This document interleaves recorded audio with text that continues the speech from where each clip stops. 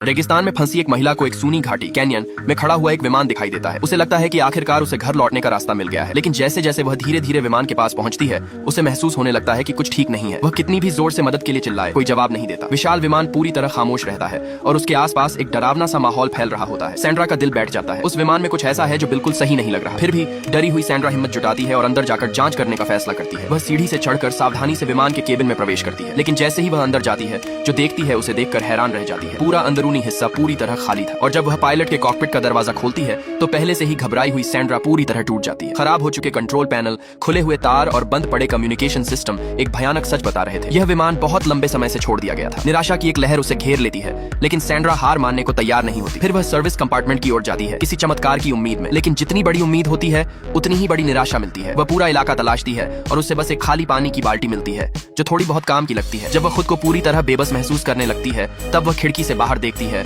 और अचानक उसके दिमाग में एक विचार आता है। वह दौड़कर कार्गो एरिया में जाती है और किसी तरह एक टायर बाहर निकालती है। फिर वह उसमें आग लगा देती है। काला धुआं आसमान में उठने लगता है और उसे उम्मीद होती है कि यह मदद का संकेत बनेगा, लेकिन बचाव का इंतजार करने की बजाय सैंड्रा सीधे नदी की तरफ जाती है और बाल्टी में पानी भर लेती है। उसकी नजरें लगातार दूर क्षितिज पर टिकी रहती हैं, मानो कहीं दूर कुछ बहुत कीमती उसका इंतजार कर रहा हो। अजीब बात यह थी कि वह बेहद प्यास से तड़प रही थी, फिर भी वह जीने के लिए लड़ नहीं रही थी। वह पानी की एक बूंद तक नहीं पीती और जब सैंड्रा आखिरकार अपनी उस रहस्यमय मंजिल पर पहुंचती है तो उसके सामने एक ऐसी सच्चाई आती है जिसे स्वीकार करना बेहद दर्दनाक था।